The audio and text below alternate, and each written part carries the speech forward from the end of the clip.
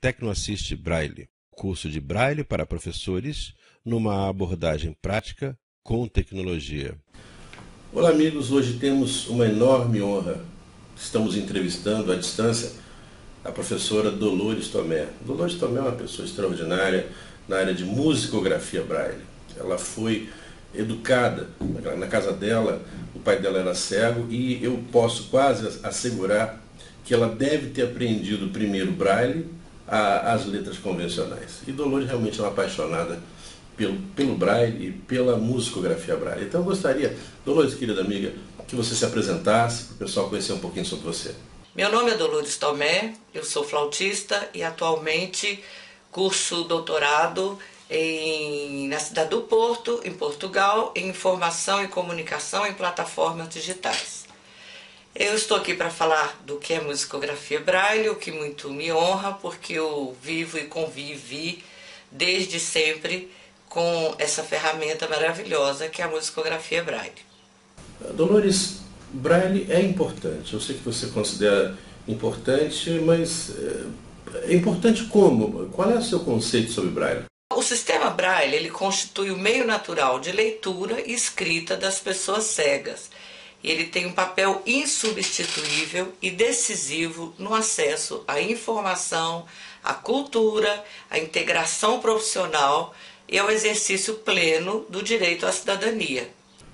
Dolores, o Luiz Braille é muito conhecido pela técnica de escrita de letras, né, de textos, mas ele tinha outras atividades, né? Luiz Braille, quando inventou, pensou na leitura escrita, matemática e na música. E então é isso, Luiz Braille foi um professor de música, ele tocava piano, especialista em órgão, tocava em igrejas e também tocava violoncelo.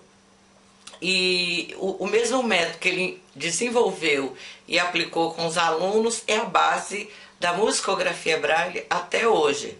E eu digo a vocês, não é difícil de aprender, muito pelo contrário. O segredo da notação musical em Braille é brilhante e muito simples. As notas musicais, assim como qualquer outro texto, são escritos horizontalmente, sinal por sinal.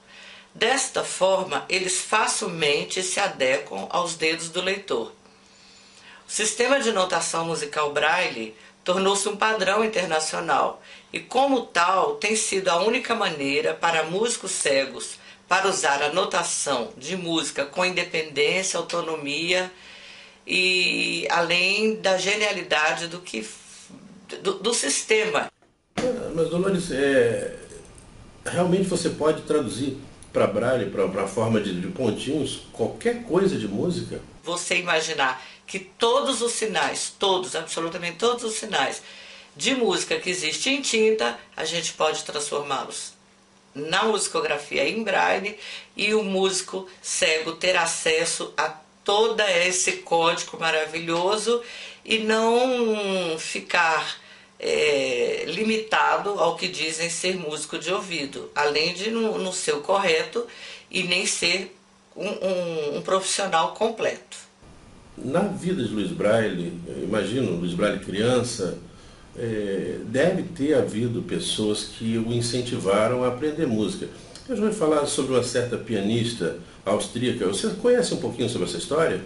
A história também nos conta de uma figura muito importante, uma pianista austríaca chamada Teresa von Paradis, que dizem que Luiz Braille só teve um contato com ela uma vez na vida, quando tinha 10 anos, mas que isso o influenciou a ser músico até sua morte.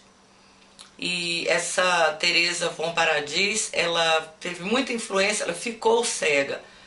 E já com 14 anos, ela já fazia concertos para os reis. E em outros países, né? E principalmente na França. E daí que dizem do encontro do Luiz Braille. Interessante, né? Porque você vê que Maria Teresa era uma pianista e certamente de alguma família bem rica, porque realmente naquela época as pessoas que são cegas que as pessoas que eram cegas deviam ter uma dificuldade extraordinária de se desenvolver, né? Então é um exemplo extraordinário também. Maria Teresa foi um paradigma, não só para Luiz Braille, mas para outras pessoas também que viveram naquela época.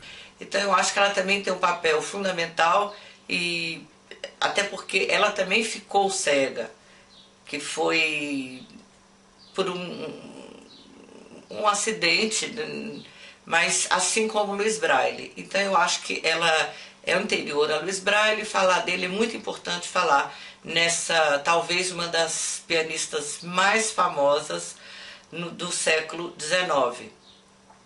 Eu estive lendo algumas coisas sobre essa pianista, dizendo que ela, na verdade, já utilizava alguma forma tátil de registrar as músicas. Parece que existia um técnico, um engenheiro que a acompanhava e ajudava a colocar na forma de marcações. A gente não tem mais informações sobre isso, mas é impressionante, né? Como a capacidade humana de superação é alguma coisa digna de nota.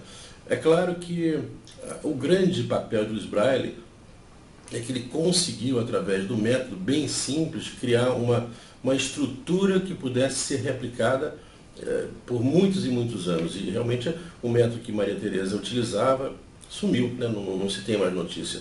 Mas o método de Luiz Braille até hoje continua sendo muito utilizado. Bom, outra pergunta. Luiz Braille era músico? Era um grande músico? Era um músico mediano? Como era Luiz Braille como uma pessoa que se dedicava à música profissionalmente? Em 1829, de 1829 a 1837, dizem que Luiz Braille também tocou vários instrumentos, além de violoncelo e órgão, e dando por encerrado não, mas assim, já achando que estava à altura aquela pesquisa dentro dos sinais da musicografia Braille que ele tanto queria. Já lá se vão muitos anos desde que aquele técnico ou engenheiro produziu para Maria Teresa aquela técnica de escrita, e utilizando provavelmente alguma máquina, e você vê hoje computadores, softwares produzindo, utilizando a tecnologia de Luiz Braille, a técnica de escrita, com grande rapidez e com grande perfeição. É bacana isso, né, Dolores? Nos últimos anos, a tecnologia tem disponibilizado programas, editores e leitores de música que facilitam o acesso às partituras e permitem que os músicos cegos melhorem as suas condições de transcrição de partituras musicais.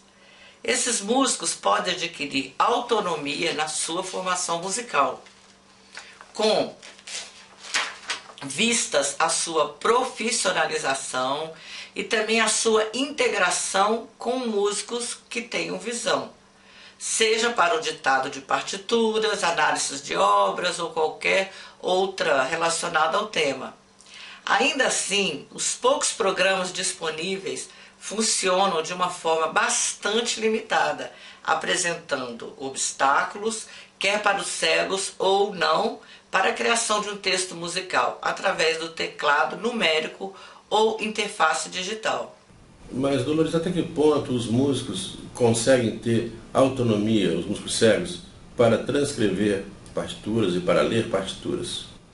No que diz respeito à formação da música de pessoas cegas, faltam as práticas infocomunicacionais necessárias, ferramentas imprescindíveis na qualificação do músico cego, cenário que sustenta a nossa intenção de propor a plataforma digital que promova a partitura musical compartilhada com a musicografia Braille, que é o software MusiBraille. Só um comentário, Dolores. Eu acho que realmente o MusiBraille é um software extraordinário que pode ter sido a razão da revitalização da música na forma tátil aqui no Brasil, mas realmente está bastante distante de uma realidade, por exemplo, de programas criados em países como a Alemanha. Mas, por outro lado, você vê que se abrem possibilidades nesse software que podem ser transcendentais. Por exemplo, a possibilidade de você compartilhar partituras, você trabalhar numa imensidão de países como o Brasil, ou mesmo países de fala lusófona, né, sei lá, Angola, Moçambique, outros países assim, trocando informações, trocando partituras. Eu acho que são coisas que esse software pode vir a ter, que vão provocar realmente uma integração no campo musical de forma completamente inesperada e totalmente adequada às realidades desse país.